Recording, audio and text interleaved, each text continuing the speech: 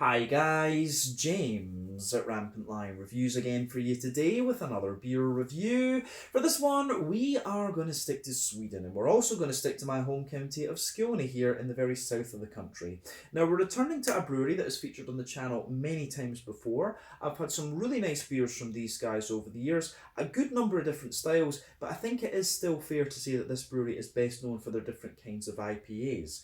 The beer we're looking at today is a style that I have had from them in the past, but not in quite some time. It is supposed to be a very nice example of that style, incidentally, and it's also technically a collaboration brew, but technically not, and they've released a few new versions of this one this month as well, January 2023. So this one's been sitting in my fridge for a little while, but I think it is about time that we crack this one open and see what it's all about. But needless to say, I'm very curious to see what it's going to have in store for us.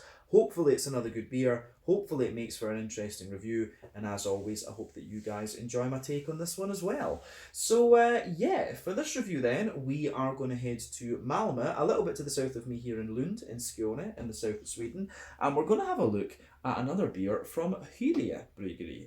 So this beer is a kind of collaboration with their experimental brand, which goes by the name Psychopipes. It comes in at 11.5% ABV, it's an Imperial Stout, and it goes by the name Nyctophobia, which is of course the fear of the dark. Very good Iron Maiden song, that. But yeah, this beer was released I think as part of the Lokalt Småskalig assortment maybe in September or so of 2022. But I've had this beer in my fridge for a good wee while. I just hadn't got around to it yet. But in January of 2023, they released a Scotch whisky barrel-aged version and a bourbon barrel-aged version of this one. So I thought it would be a good idea to have a look at the original before we look at the barrel-aged versions of it. But yeah, I've heard very good things about this beer, so definitely nice to finally get around to reviewing this one for you here on the channel. And it's always nice to return to Hyllie Bryggeri as well, and this is the first time we're featuring one of their Psychopipes beers too. But let's crack on with this one then and see what we have. So, as always with my reviews, I'll tell you a little bit about the brewery before we taste the beer. If you want to get straight to the tasting though, just fast forward. All the usual links are in the video description below. That's the brewery website, the link to my other reviews that I've done from Hyllie Bryggeri in the past, and we will no doubt add more to that list in the near future. As for Psychopipes, I'm not sure when we can add to that, but there's all the usual social media down there. If you want to see more reviews, do please consider subscribing to the channel. The support you give is massively appreciated, and remember, you can go into the channel homepage and search for beer using the geography tagging system. Just go to the search bar, put your hometown, state, county, prefecture, whatever you like into it, and if I've reviewed beers from your local area, they should pop up. Otherwise, you can check out the playlist of beers from different countries. You'll find this one in the Swedish playlist, along with many other things, which is constantly being added to, of course. But yeah, let's go on to my brewery notes then, and I'll tell you a little bit about Hyllie Bryggeri then. So, Hyllie Bryggeri started off as the homebrewing experimentations of Michael Nattors, who's from Vintria, a few minutes to the south of Hyllie in the southern part of Malmö. But for a number of years he was a home brewer, and he built up his own brewery in his garage where he was experimenting with brewing different kinds of beer along with his friends. But he started brewing there back in around 2013, and he worked for a number of years as a plumber, and for a period of time he was working 4 days as a plumber and then 1 day with the brewery. But he was also good friends, or is good friends, with Torsten Ekne, who is the original owner of the Beer Ditch bar in Malmö, which was one of the places that really kind of kicked off the whole craft beer scene. But when Beer Ditch began, Michael decided to turn his brewery into a proper company, and it was at this point that he registered Hyllie Bryggeri back in 2015. So these days, Michael is joined at the brewery by Erik Fritihoff, who is a partner in the company. He deals with the sales and marketing, but he's also one of the founders of the Great Swedish Beer Festival. A few years later, in 2017, they launched their Psychopipes brand at Bruskival that year, and this is where they release a number of their experimental beers, you know, like sour beers, big Imperial Stouts and things like this. They do a lot of kind of unusual things with that, and for a long time that brand has basically been keg only from what I understand. But in 2019, Hyllie and Limhamns Bryggeri collaborated to form a new company that owned a brewery building, and it was there that they were brewing their beer, and of course a few Psychopipes things were produced there too. But they've got a 1,000 litre brew kit, or they had, I should say a 1,000 litre brew kit, but unfortunately this arrangement only lasted for a few months because it just didn't work out, and so Hyllie Bryggeri moved out into a farm near Fintria just to kind of have independence again. But throughout 2020 they were contract brewing a number of their beers, but then they invested in a new premises in Malmö on Stormgatan near the central station. This was an old car parking garage, and it was converted into a brewery with a 2,000 litre brewing system. At this point as well, they recruited Johan Lagerkrantz to come in as their head brewer, and he'd spent the 5 prior years brewing in New Zealand. But they opened their tap room shortly after this, and it's been a good success for them ever since. But as of January 2023, when I'm filming this review for you, these guys have produced 115 different kinds of beer according to Untappd, and under the Psychopipes experimental brand, they've released about 40 different kinds of beer as well. But yeah, Hyllie Bryggeri are probably best known for the different kinds of IPAs. They do some very nice lagers as well. And yeah, Psychopipes just, they release a lot of random stuff through that. So I need to have a wee look at some of those and see what I can get a hold of. But yeah, that is all I can really tell you about Hyllie Bryggeri and Psychopipes Brewing for the moment. So like I said to you at the start of the video, this one is kind of a collaboration, but it isn't because it's the same company essentially. But yeah, as I say, definitely a Swedish brewery that you need to check out if you get the chance. The original Hyllie Pan West Coast IPA is still a firm favourite of mine, and the Skånsk Lager as well is also very good. But yeah, if you want to learn more about these guys, you can of course check out the brewery website. You can follow them on Facebook and Instagram to keep up to date with all the latest goings on, and you can check out the Rate Beer, Untappd and Beer Advocate pages to learn a little bit more about all the different beers that these guys have done. So yeah, let's get on and have a wee look at the beer itself. So as you can see, this one has been released in one of these little 330 Red Bull type cans. As we said earlier, Nyctophobia, it's an 11.5% Imperial Stout. It says on the back that this one is only barley malt. So yeah, a barley malt stout. So this will probably be like an old school RIS or something like that. But yeah, I forget how much this beer cost me. Probably in the region of like 40 or 50 kroner, something like that. So I think 45 is maybe a good point to say. So that's about €4.50, £4 sterling, maybe about $5 American.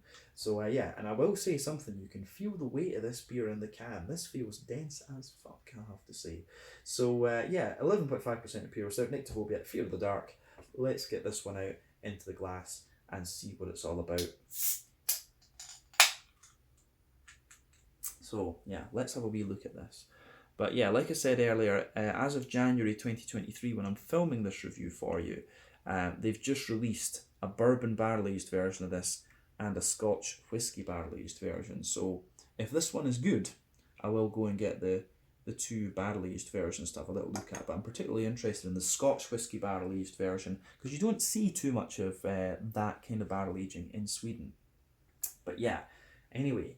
Before the head disappears then, you can see that this beer is poured pretty much exactly as you would expect of an Imperial Stout. It's poured with less than a quarter finger of a frothy, I would say, very dark tan head. It has faded away to just be pretty much a few wispy little bits in the middle of the top liquid layer, but you can see there's a nice little ring around the edge of the glass. It does look very, very nice in that sense. But yeah, as you can see, lovely dark ebony rosewood colour to this one. If we shine the light through it, it's got a little bit of a kind of chestnutty, Pepsi Max, Coca-Cola coloured edge to it, whatever you want to call it. But yeah, not much in the way of visible carbonation, just one or two little bubbles there around the kind of the stem of the glass, and a few little ones going up toward the bottom of the head there. But yeah, as I say, dark ebony rosewood colour this one. The colour of your beer, of course, depends on one, the type of malts that you use. This goes a long way to determining your EBC rating.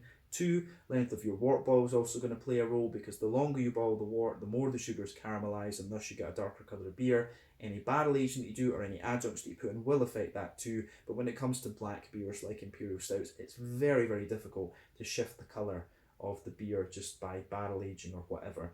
So yeah, nothing really surprising about this beer at all when you consider what style it is, when we're talking about its appearance, of course. But yeah, I will say, even having this thing in the glass, this feels dense as fuck. So yeah, it's pretty nice. So nothing else we need to say about the appearance. Let's go on and have a wee look at the aroma of this one and see what it's all about. Oh yeah, going to say straight away, this does smell pretty nice. This is a proper old. I just get the feeling this is going to be a proper old school Russian Imperial Stout.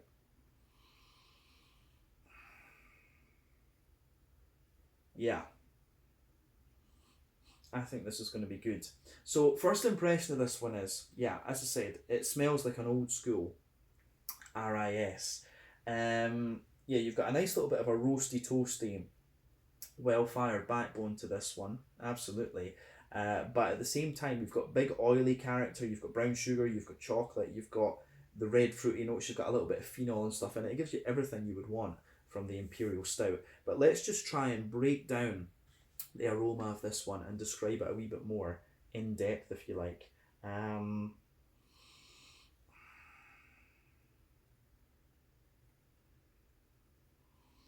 Yeah, this does smell lovely. I've got a feeling this is going to be good. You know, as I say, Hyllie Bryggeri for me, if anyone asked me about this brewery, I would always say, yeah, the Hyllie Pan or the Skåne Lager, you know, a lager beer or an IPA from them. You can't really go wrong with that. We have had Imperial Stouts from them before, which have been nice, but I just have a good feeling about this one. So yeah, let's just break that aroma down and describe it a wee bit more. So the backbone of the beer, there's a little bit of, well, there's a little bit of that roasty, toasty, well-fired Special B black malt type thing. You absolutely get some of that. Above that, there's a lot of like kind of dark brown bready character. Like I do get a little touch of a sweet rye bread out of this one. I also pick up like a little touch of an almost Rauch smokiness in there. I would not be surprised if this beer has just a little touch of Rauch malt to it. I'm just getting a wee bit of that kind of meaty, milliardy character at the back of the nose with this beer. So yeah, roasty toasty, well-fired backbone, some dense rye bread in there, and as I said, a little bit of a kind of Rauchy, Rauch I should say, not Rauch. There's a little bit of that kind of smoky character to this one for sure. The brown bread, there's a few woody and nutty elements in there further forward on the nose. You've got the, as I say, you've got that kind of rye bready character as well. And you've also got a little bit of,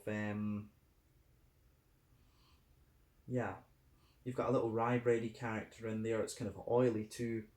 And then you have a few other things going on. There's quite a little bit of chocolate to this beer, and for me, you're getting a mix of things with the chocolate. So there's more of a, you know, you do have a little bit more of a kind of, how would we, you've got a little bit of a more kind of dark chocolate, you know, a sort of 70-80% cocoa, but further forward on the nose you start to get that a more kind of bright milky chocolate, like maybe 40%. I don't know if I'd go as high as 30%, but you get a little bit of the kind of more oily dark chocolate in there, but also some of the sweeter notes too. And then you've got quite a little bit of brown sugar to this beer. So for me, there's definitely a good little bit of treacle and molasses coming out of this one. Absolutely. It doesn't, you've got a little bit of leathery character to this beer too, but there's just something about the density of this beer that's telling me that it is potentially a double mash Imperial Stout. It's just the way all of these notes come out and how sticky and oily and stuff the aroma is. That's telling me that it is potentially double mash. But yeah, bit of leathery brown sugar, a treacle molasses kind of note, some sweeter caramel in there as well, and all, of course, that sits on top of the chocolate. Other than that, the last thing I would want to say about the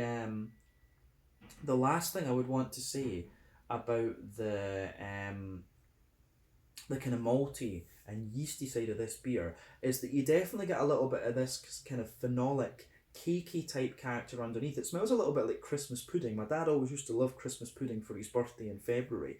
So yeah, it just reminds me of my mum's Christmas pudding. You've got that, you know, really highly caramelized, boozy, brandy, kind of cakey sort of vibe coming out of this beer. So there's a lot of that in here for me as well.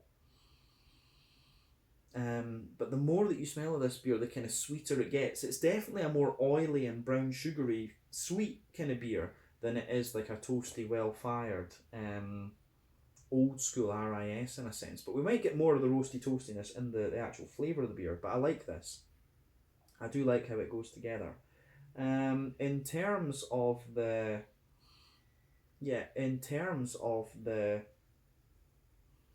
kind of hoppy side of this beer, then I think we've said everything we need about the malty and yeasty side of it. There's definitely a little bit of there's definitely a good little bit of hoppy character remaining in this one. Of course, the Imperial Stout is not the most hop forward of styles. You wouldn't expect that, of course. But yeah, there's a little bit. There is a little bit of a green component to this beer. You get a little tiny bit of earthiness for sure, but that's quite minimal. But there's a nice bright floral component to it, and also a nice kind of bright green grassy character as well. So yeah, the green component and the grassy side of things is quite nice in this beer, I have to say that. Yeah, it just adds a little bit more depth to the beer, but I don't think there's too much to say about that, to be honest with you. Yeah, aroma wise, this is very, very nice. So to round off with the aroma, the fruity side of things, there's a good little bit of I'd say there's a good little bit of kind of plummy character to this one. There's a little bit of raisin sharpness there. You've got some nice plummy notes, but underneath that you do get a little bit of a more like dry, pruny character, and also a little bit of datey note to it. But at the same time, you're getting the kind of more oily berry characters as well. There's a little bit of fig underneath, definitely. You've got black currant, but then you've got quite a bit of, blackberry coming out of this beer too.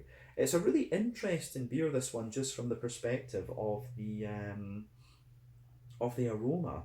So yeah, I really like how this beer pieces together from that perspective. It's a really interesting beer, this one. I don't think it's a pastry stout. It's definitely not a pastry stout, I don't think. It is just a kind of slightly sweeter double mash Russian Imperial Stout, this one, I have to say. But yeah, big, and just to kind of summarise the aroma, it is a big oily bastard, this beer. It really, really is. But yeah, it certainly captures my interest, I have to say.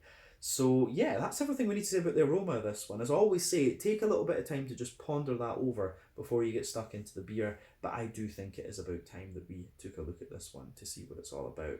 So yeah, let's have a taste of this one then. This is the Nyctophobia, Fear of the Dark, an 11.5% Imperial Stout from Hyllie Bryggeri, also with their Psychopipes brand on the label as well. Let's have a taste of this and see how we go. Slàinte, skål, cheers.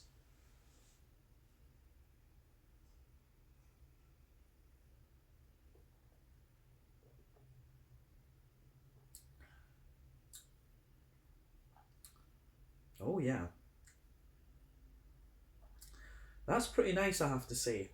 So yeah, I'm going to say, first impression of this one, a lot more roasty and toasty in the malt base than the aroma would have you believe. And I'm pretty sure this is double mash. What was the one from Brygghus called? The Big Black Wolf or something like that. Or Big Black Mash, I forget. But yeah, it reminds me of that. I'm pretty sure this is a double mash Imperial Stout. You can just kind of feel it with the sort of stickiness of the beer and so on. But yeah, this is a proper old school roasty toasty bitter Russian Imperial Stout, but it gets a thumbs up from me for sure.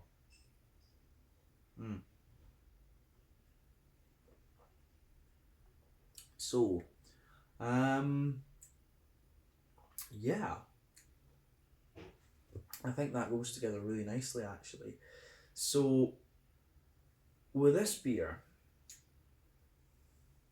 I think we can say this potentially, this, as I've always said, I love Hulepan, I love Skånsk Lager. They've done some really nice beers outside of that as well.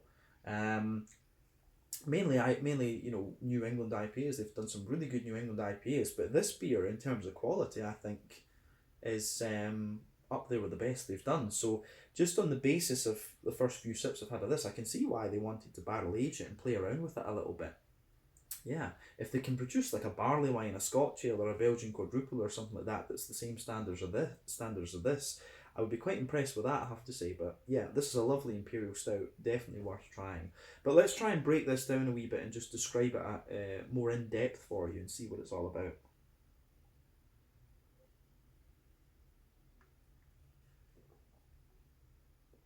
So, where do we start with this then? Middle third of your palate, as we always do. So, backbone of the beer. And I will say the beer does smoothen out a little bit the more your palate adjusts to it. So you've got that lovely roasty, toasty, well-fired backbone in there. That forms the base of the beer.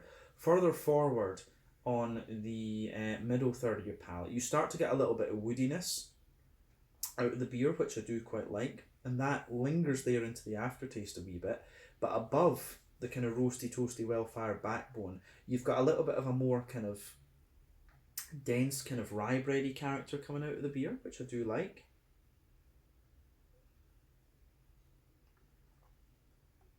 And then, so yeah, there's a wee bit of a kind of dense rye bready character in there. Well, rye bread crust, I would say, yeah. So roasty, toasty, well-fired bread crust, a little bit of wood, and like a dense kind of rye bready bread crust character there on top of that. Then you've got the more dense rye bread itself. You can feel it's almost like a kind of oily rye bread. Above all of that, you start to get a kind of lighter wholemeal brown bread. It's a little bit lighter and a little bit more airy. And then above that, you have you've got a little bit of a kind of chocolatey character out of this one.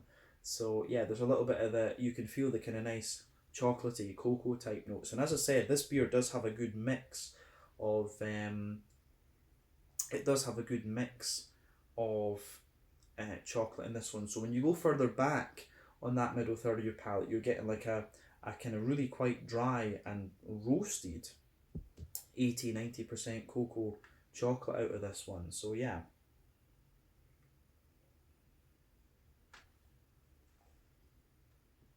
that goes together really nicely. Yeah, nice kind of roasted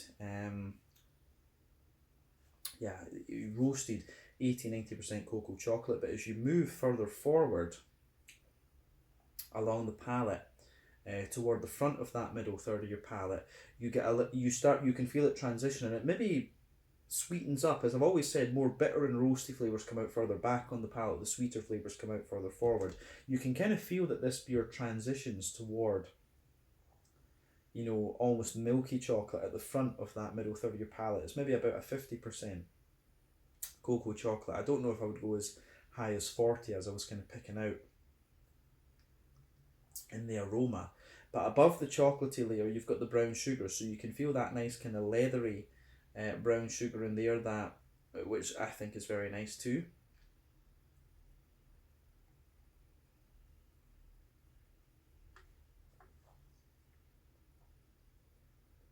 So yeah, you've got that nice, yeah, you do have that really nice leathery brown sugary character in there. That forms the base of the brown sugars. Above that, you start to get the treacly molasses character for sure. And I get the feeling this beer, I think it might have had a slightly longer wort boil, but the leatheriness isn't too prominent. You know, as I always say, the longer you boil the wort, the more you get these leathery characters for the brown sugars because they caramelise more. But yeah, you get a little bit of the leathery note, you get the big oily treacle molasses, the sweet caramel on top of that, and there's also a wee bit of a biscuity note to this one. So yeah, the way it goes together, I think, is really nice.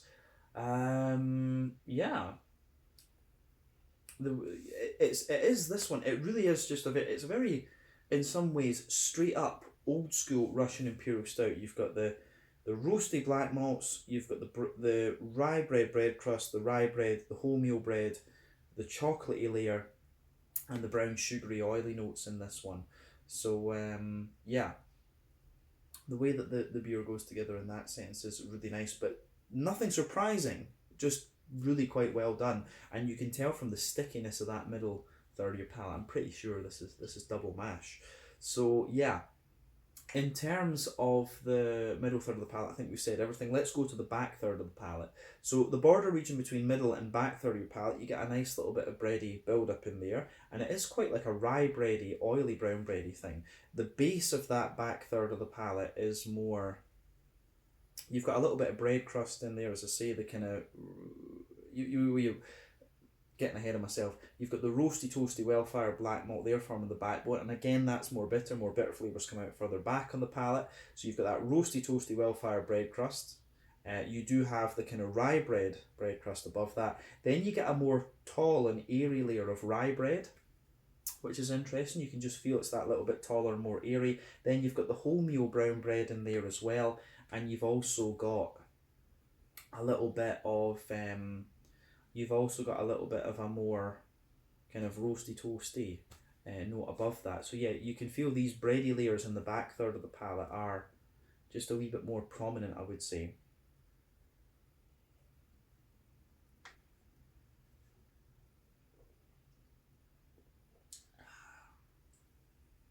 So yeah, above all of that though, that you do get some of the yeasty esters coming out of the beer, and it's interesting because on the top of that back third of the palate, I get a little bit of an almost like chocolate sponge cakey type note. There's a wee bit of honeycomb in there.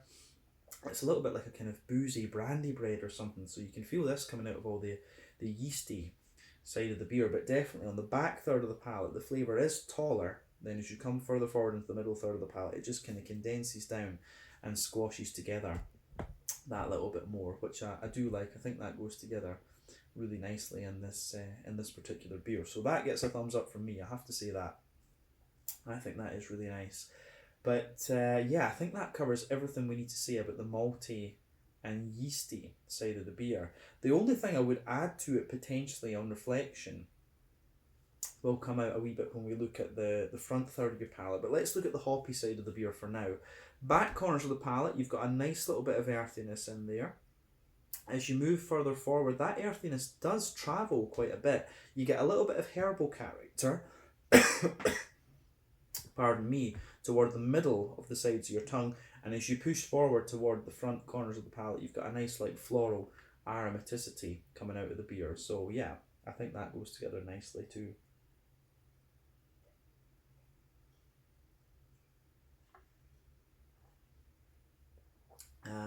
So yeah, nice little bit of floral aromaticity in there. Round the front curve of the palate, you've got a lighter grassy sort of thing to the beer too. And the grassiness does have a little touch of zesty character to it. Of course, as I said, the Imperial Stout is not the most hop forward of beer styles, but you can age them a little bit. That will drop out more. This one I think I am drinking fairly fresh, to be honest with you. So yeah, it does go together quite nicely from that particular perspective.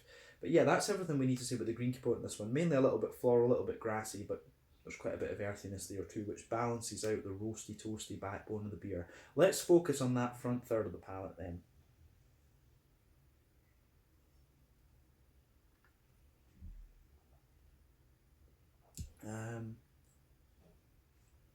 So, the front third of your palate with this beer, you can feel that border region between middle and front third of your palate. You get a nice little bit of bready build up there. There's a little bit of a kind of cakey note to this one. That's what I wanted to add to the malty bit earlier. Was you get this nice kind of, it's like a Swedish kladdkaka chocolate cake, but it's also a little bit like a chocolate brownie, but it feels almost kind of brandy soaked, and it's kind of phenolic as well, you know, cough syrupy, medicinal. So you've got a little bit of that going on. The base of the front third of your palate, you've got a roasty toasty, well fired backbone to it. There's a little bit of the sweet rye bread on top, and then you get that nice oily bubble where the juicy fruity esters just roll their way out of the beer. So let's focus on that fruity side of the beer now.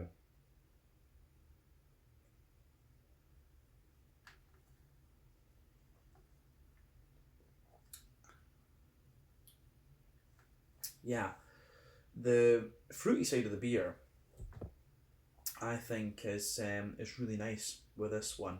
It's kind of very similar to what I described when we were going over the aroma. You can feel at the back of that front third of your palate, there's a bit of raisiny sharpness, then you get the plums, but as you move further down and deeper, you get that more dry, pruny character. You also get a little bit of the datey kind of thing underneath. But as you move further forward in that middle third of the palate, you can feel the juicy fig. You've also got a little bit of the black curranty sort of thing in there, and then you've got the nice blackberry sort of quality coming out of the beer too. So yeah, I do like how that how all of that goes together in this beer. It gets a big thumbs up for me. The fruity side of this one, as I say, it's not surprising, but it's quite typical. But I just think this is one of these beers that it gives you everything you want from the style. It's just really well done. And these days, you know, it's quite difficult to be surprised by things, to be honest with you. You can't ask much more than that a beer is well brewed and it's true to the style and so on. And this beer really delivers in that. So yeah, this is definitely, you know, this kind of shows you quite definitively that Hyllie Bryggeri can also do the dark side of things very, very well. This is up there with, as I say, this is up there with, for example, Herr Fredriksson from Amager Bryghus, and you know, the other Danish Imperial Stouts that I've had. You know, these Danish Imperial Stouts live kind of long in the memory. But yeah, this is a really, really nicely done, what I suspect, double mash Imperial Stout. So yeah, lovely fruity notes. Yeah, raisins, plums, prunes, dates, a little bit of fig, a little bit of blackcurrant, a little bit of blackberry as well. You can't ask for much more. Let's round off this review with a wee look at the mouthfeel then. So,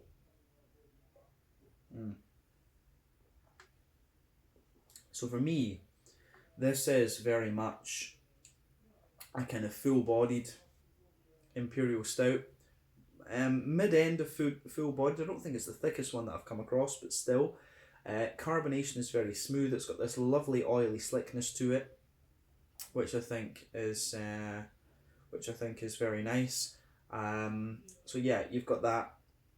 You've got quite a bit of bitterness to this one, though. It wouldn't surprise me if this is up there at, you know, sort of 80-ish IBUs. Some of the bitterness is coming from the hops, of course, but you've got that roasty, toasty, well-fired backbone, which will contribute to that as well. So yeah, about 80 IBUs. So yeah, I think this goes together really nicely in that particular sense. But yeah, the malt base, there's roastiness in there, there's the kind of sweetness in the middle, you've got a little bit of the chocolatey character, which is kind of oily, but a little bit dry too. Then you've got the big brown sugary notes above that, lovely oily fruits. And yeah, I do think this one goes together really quite nicely. Yeah, lovely Imperial Stout, this one. Double mash, I'm sure, and definitely up there with some of the kind of classic Scandinavian Imperial Stouts that I've had over the years. So yeah, I think this beer, the sort of hype that surrounded this one a little bit, is justified. I'm just really curious to try the barrel-aged versions now, because this is a big, thick, sipping beer, this one. And obviously when you barrel-age beers, it takes a bit of the mouthfeel away and just gives you more infused flavours. So I think both the bourbon barrel and the Scotch whiskey barrel-aged version of this beer could be very interesting. So we'll look at those. We will definitely look at those. But I think we can round off this review there. So this one was the Nyctophobia, an 11.5% Imperial Stout, definitely a Russian Imperial Stout from Hyllie Bryggeri as part of their Psychopipes brand.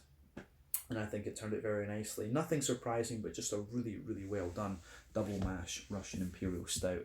So yeah, once again, thank you for watching my beer reviews. Until the next time, please like, subscribe, share, all the usual YouTube stuff.